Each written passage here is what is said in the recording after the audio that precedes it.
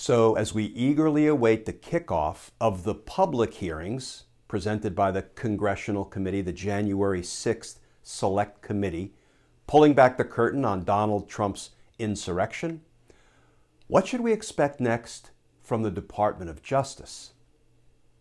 Let's talk about that, because justice matters.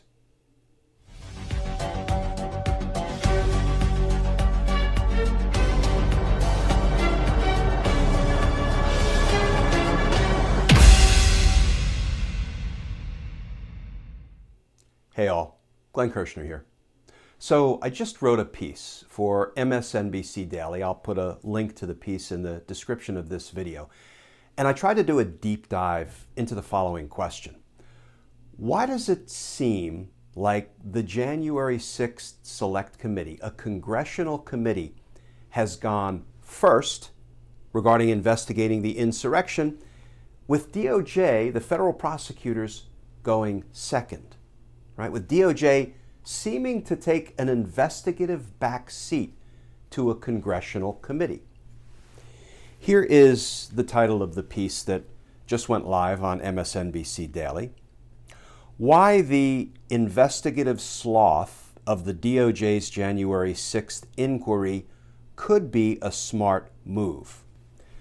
And frankly, the title probably could have read The Perceived Investigative Sloth. And a second working title could have been, Is there a method to what seems like investigative madness? With a congressional committee being the first one to investigate some of the most significant crimes committed against our democracy, and the federal prosecutors seemingly taking a back seat to the congressional investigation.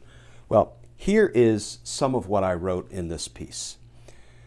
After interviewing more than 1,000 witnesses, the House Select Committee investigating the January 6th attack on the U.S. Capitol announced it will hold public hearings starting this week on its findings. Meanwhile, the Department of Justice, the only federal agency empowered to prosecute those who committed crimes in connection with the insurrection, recently requested the transcripts of the committee's witness interviews. This request by the Department of Justice seems to turn the usual investigative model on its head, as federal prosecutors almost always want first crack at important witnesses who may be needed in future criminal prosecutions. So, is there a method to this investigative madness? And take it from me, friends, as a former career federal prosecutor, prosecutors always want first crack at the witnesses.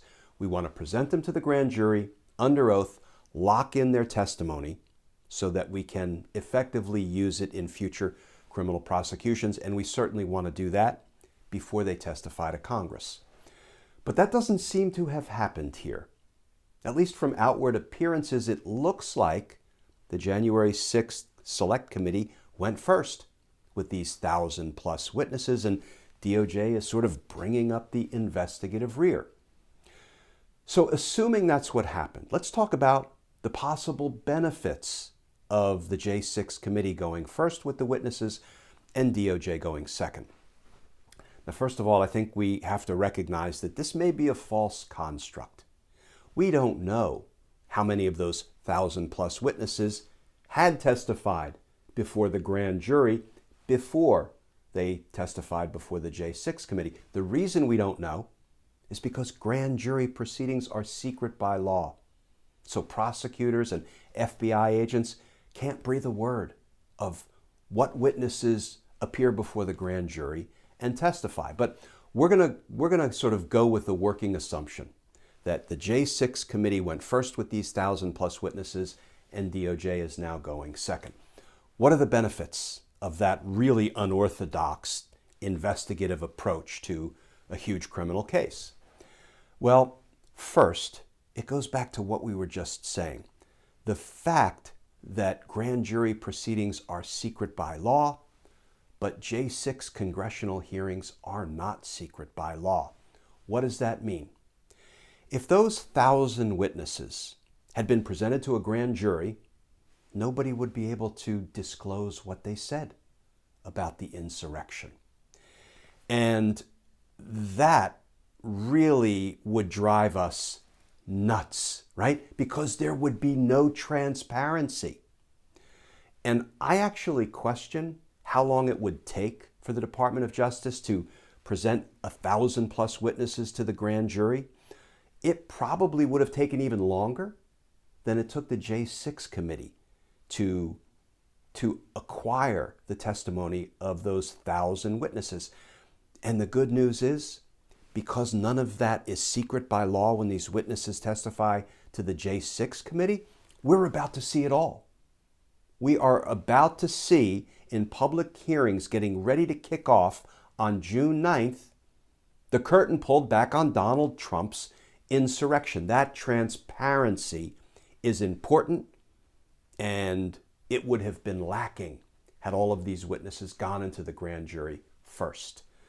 So, we need to see with our own eyes the crimes committed by Donald Trump and all of his co-conspirators in their attempts to overturn the results of a presidential election, in their attempts to, in a very real sense, bring an end to our democracy. We need to see it with our own eyes. It's something of a hearts and minds campaign, and I believe it will also be the catalyst for the Department of Justice to move forward, move toward indictments. I'm sure they're already heading in that direction, but we haven't yet seen any indictments of the command structure of the insurrection, right? Trump and Giuliani and Eastman and Meadows and the rest of them. And that's what gives the perception of investigative sloth by the Department of Justice. We haven't seen the higher-ups indicted. We've seen the foot soldiers. We've seen the people that Donald Trump ordered to attack the Capitol. Yes, they've been indicted. They're going to trial. They're being convicted.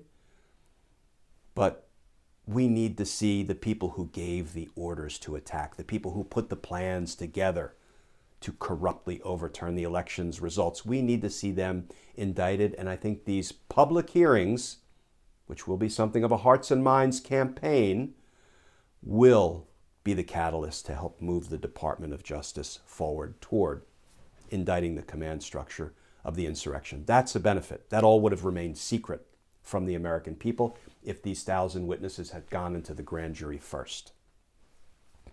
A second benefit, when witnesses are presented to the grand jury and they have some criminal exposure, like a Don Jr. or Rudy Giuliani, they acquire a certain status. We call them subjects or targets in the grand jury investigation. And there are legal consequences that attach once federal prosecutors realize that somebody might have some criminal exposure.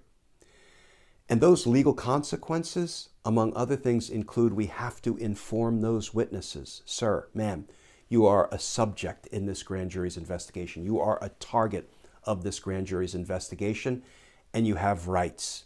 You have a Fifth Amendment right against self-incrimination. You don't need to testify. You can leave right now. That has a chilling effect on those witnesses. And they often do precisely what we tell them they can do because they're a subject or a target. They plead the Fifth, they invoke, and they leave. And we never have the benefit of their testimony, of their information, because they plead the Fifth, and the only way we can get around that is to grant them immunity. And we don't want to grant wrongdoers immunity if we can help it.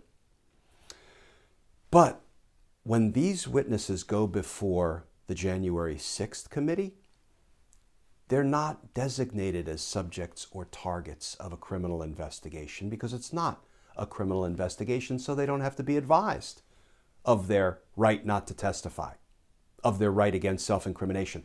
Now, to be clear, they can also plead the Fifth and refuse to testify if their truthful testimony would incriminate themselves in the J6 hearing, like Roger Stone did, right? He pleaded the Fifth because his truthful testimony surely would have incriminated him. But because they're not told that they're subjects or targets, it seems to me that people feel a little bit more free to testify before a congressional committee, whereas they would probably invoke their Fifth Amendment right in the grand jury and refuse to testify. So people like Giuliani, Don Jr., and Ivanka, and Jared, and some of the others, they actually went into the J6 committee and testified, some of them for several hours. Now, they were probably engaged in a whole bunch of bluff and bluster and misdirection and lies, right, to cover up their own conduct and to cover up the crimes of Donald Trump. But the fact that they testified is important because whatever they said in there, it will come home to roost. So that's another benefit to having these witnesses appear first before the J6 committee rather than go first into a federal grand jury, because that would have shut them down. Let me do one more benefit, and I feel like this is a team justice criminal law class. By virtue of some witnesses being subpoenaed to the J6 committee as opposed to being subpoenaed to the grand jury by the federal prosecutors, incriminating information has been created. Stick with me here. Mark Meadows. If a federal prosecutor or an FBI agent had served Mark Meadows with a grand jury subpoena, I can almost guarantee you Mark Meadows' lawyer would have advised him, you're pleading the Fifth, you're not testifying before a federal grand jury. So he would have shown up, because if he didn't show up on a federal grand jury subpoena, U.S. Marshals would have knocked on his door and dragged him into court by the scruff of his neck, and he would have pleaded the Fifth. Not so with a congressional subpoena. What did he do? He got a congressional subpoena and he blew it off. He defied it. He never appeared for testimony. He committed the crime of contempt of Congress, wasn't indicted for it, but that's sort of beside the point. He committed the crime of contempt of Congress in his determination to cover up Donald Trump's crimes rather than rat him out. That's what Mark Meadows did. And we've all heard it, courtesy of Watergate, if the crime don't get you, the cover-up will. That's incriminating evidence against Mark Meadows that can and will be used against him, I predict, in the larger conspiracy case, when that case is brought by the Department of Justice.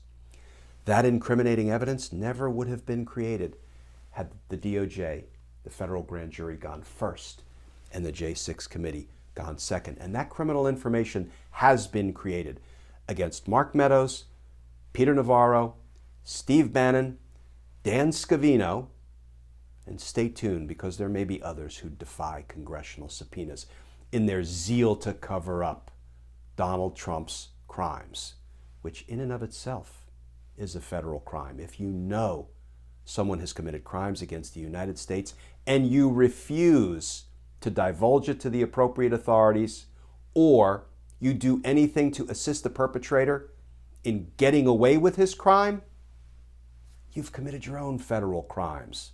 Mark, Peter, Dan, Steve. And those crimes are accessory after the fact and misprision of a felony. All of that was created courtesy of the J6 committee going first, rather than DOJ going first. Now, there's some downside to a congressional committee dealing with the witnesses first and DOJ dealing with them second, and I put that all in the MSNBC Daily piece that I'll drop the link to in the description of this video. But I wanted to cover some of the upside because it does look like investigative sloth by the Department of Justice. It does look like DOJ is taking an investigative backseat to Congress, but that doesn't mean that was the wrong tactical decision. Yes, it's taking too long. Yes, I wanted to see Trump and company locked up long ago for their crimes. But all things in time.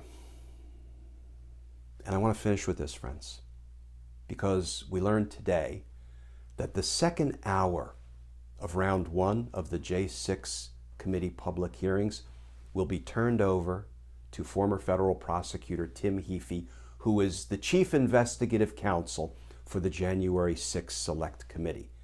And Tim is a friend and a former colleague. We worked RICO cases together. And as I tweeted out the minute I saw that they would be turning the second hour of the hearings over to Tim for a presentation, I said, I have to be honest, the best opening statement I ever saw in my 30 plus years as a prosecutor was the opening statement that Tim Heaphy gave in the largest RICO case we ever prosecuted in the courts of Washington, D.C. So yes, I'm very excited about the fact that Tim Heaphy will be taking over the second hour of the public hearings that are about to kick off. And I'm also comforted, and I know I've mentioned this before, I'm comforted that the J6 Committee investigative team is a team of expert former federal prosecutors. They know how to put this investigation together. And those 1,000+ transcripts that DOJ has requested of the J6 Committee are going to be just what the doctor ordered on the justice front once they are delivered to the Department of Justice, and the Department of Justice will build on them. And that's why I'm going to use the O word again, optimistic. I'm feeling optimistic. Has it taken too long? Yes. Does that mean Trump and company are going to escape accountability? No. Because justice matters.